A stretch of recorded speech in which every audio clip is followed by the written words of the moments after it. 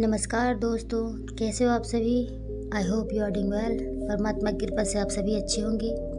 तो मेरे प्यारे दोस्तों, कल की वीडियो में आपने ये देखा, ये जाना कि महात्मा बुद्ध के बचपन की शिक्षा और उनका बचपन कैसा था। आज हम ये जानेंगे कि महात्मा बुद्ध की आरंभिक प्रवृत्तियाँ यानी महात्मा बुद्ध का बचपन में झुकाव किस तरफ था, यानी कि भगवान बुद्ध के प्रवृत्ति के बारे में जानेंगे। जब कभी वह अपने पिता की जमींदारी में जाता, वहाँ कृषि संबंधी कोई काम न होता। वह किसी एकांत कोने में जाकर धनारूढ़ हो जाता।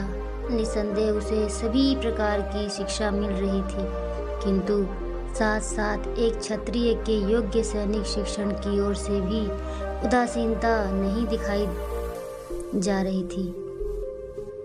सुद्धोधन को इस बात का ध्यान था कि कहीं ऐसा ना हो कि सिद्धार्थ में मानसिक गुणों का ही विकास ना हो और वह छात्र बल में पिछड़ जाए।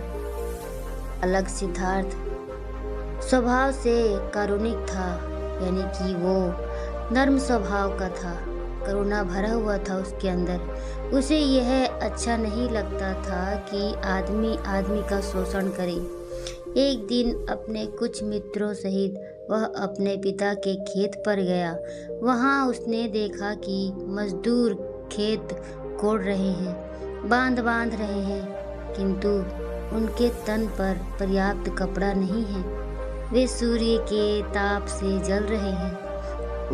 उस दृश्य को देखकर बालक बुद्ध बहुत ही सहम गया।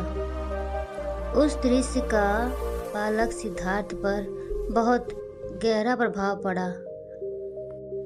उसने अपने एक मित्र से कहा, एक आदमी दूसरे का शोषण करे, क्या इसे ठीक कहा जाएगा? मजदूर मेहनत करे और मालिक उसकी मजदूरी पर गुलछर्रे उड़ाए, यह कैसे ठीक हो सकता है?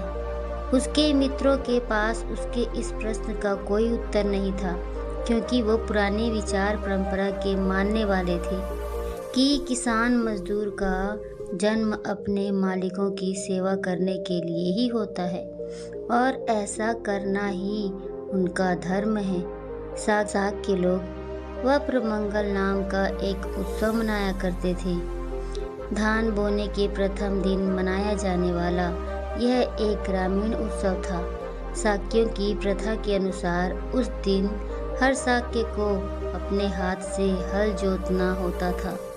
सिद्धार्थ ने हमेशा इस प्रथा का पालन किया। वह अपने हाथ से हल लाया करता था। यद्यपि वह विद्वान था, किंतु उसे शरीर श्रम से घृणा न थी। उसका क्षत्रिय कुल था। उसे धनुष चलाने तथा अन्य शस्त्रों का प्रयोग करने की शिक्षा मिली थी, लेकिन वह किसी भी प्राणी को अनावश्यक कष्ट देना सही नहीं मानता था। वह शिकारियों के दल के साथ जाने से इनकार कर देता था। उसके मित्र कहते, क्या तुम्हें शेर चीते से डर लगता है? वह प्रत्युत्तर देता, मैं जानता हूँ कि तुम शेर चीतों को मारने वाले नहीं हो। तुम हिरणों तथा खरगोशों जैसे निष्प्रिय जानवरों को ही मारने वाले हो। यानी महात्मा बुद्ध अपने मित्रों से ये कह रहे थे कि उसके मित्र जाते तो शेर को मारने हैं, लेकिन वो केवल और निर्दोष प्राणी जैसे कि खरगोश, हिरन, इन सबको मारते थे। खरगोश के लिए नहीं, शिकार के लिए नहीं, तो अपने मित्रों का निशाना देखने के लिए ही आ जाओ, उसके मित्र आग्रह करते। सिद्धार्थ इस तरह के निमंत्रणों को भी अस्वीकार कर देता। मैं निर्दोष प्राणियों के वध का साक्षी नहीं होना चाहता। उसकी इस प्रवृत्ति से प्रजापति गौतमी बड़ी चिंतित हो उठी। वह उससे तर्क करती, तुम भूल गए हो कि तुम एक क्षत्रिय कुमार हो। लड़ना तुम्हारा धर्म है।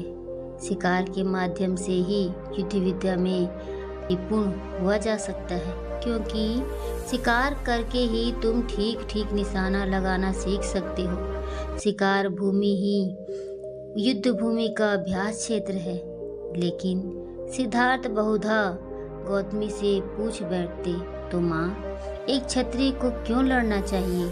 और गौतमी का उत्तर होता, क्योंकि यह उसका धर्म है। सिद्धार्थ उसके उत्तर से संतुष्ट नहीं होता था।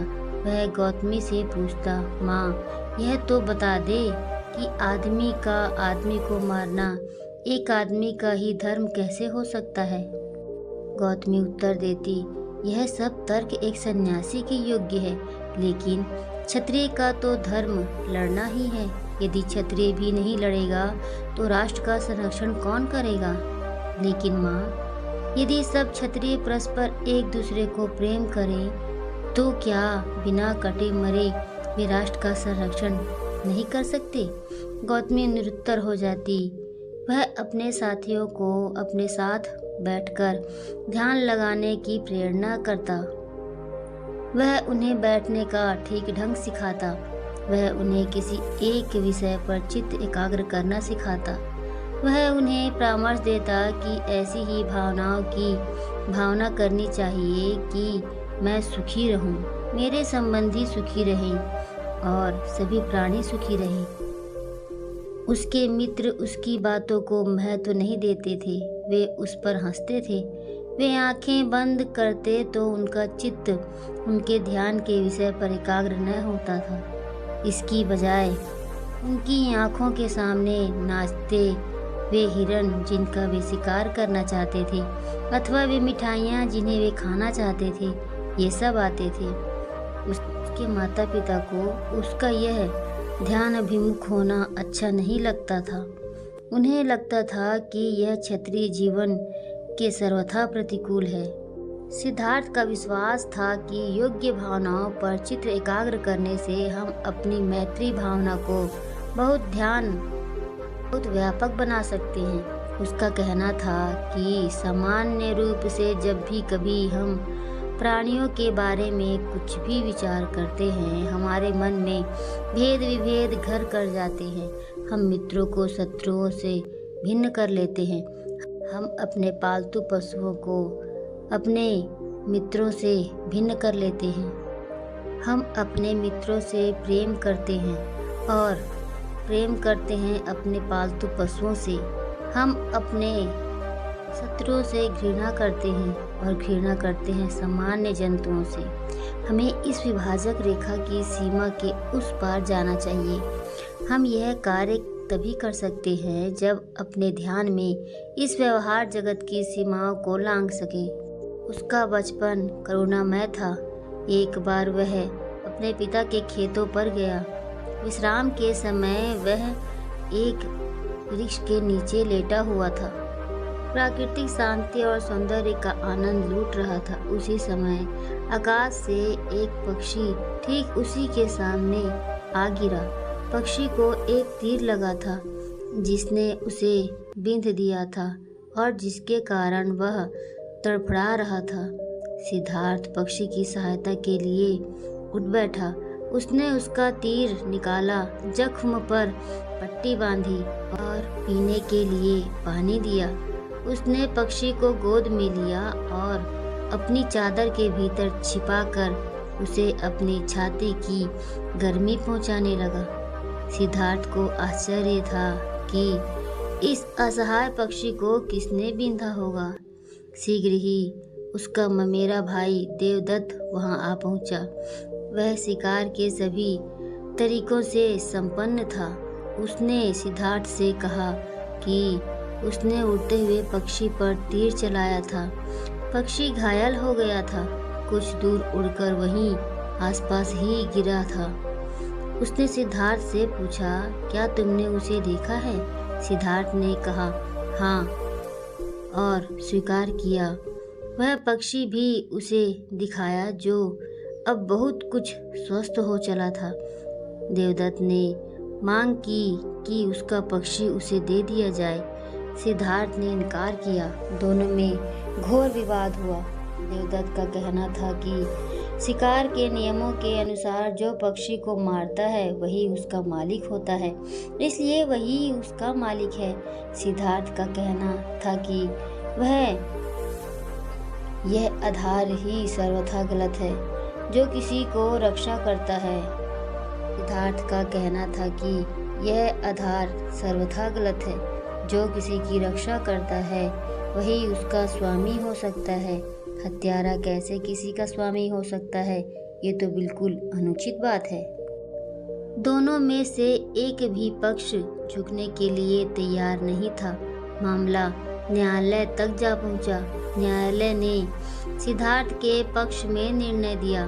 देवदत्त सिद्धार्थ का बद्ध बैरी बन गया, लेकिन सिद्धार्थ की करुणा ऐसी ही अनुपम थी कि मेरे भाई को प्रसन्न बनाए रखने की बजाय एक पक्षी की जान बचाना अधिक श्रेयस्कर समझते थे। सिद्धार्थ गौतम का आरंभिक जीवन कुछ ऐसा ही था। तो मेरे प्यारे दोस्तों, ये कहानी शायद सभी को पता हो। ज़्यादातर लोगों ने ये कहानी सुन रखी होगी कि किस तरह देवदत्त और सिद्धार्थ के बीच उस पक्षी के लिए लड़ाई होती है। अगर आपको ये कहानी अच्छी लगी होगी तो मुझे सपोर्ट करने के लिए, मेरे चैनल को सपोर्ट करने के लिए लाइक, सब्सक्राइब एंड शेयर करना मत भूलिएगा। Thank you so much for watching. और हाँ, बेल आइकन को ज़रूर प्रेस कर देना ताकि मेरे आने वाले वीडियोज़ के नोटिफिकेशन आपको ईजिली मिल सके। Take care of yourself my dear friends.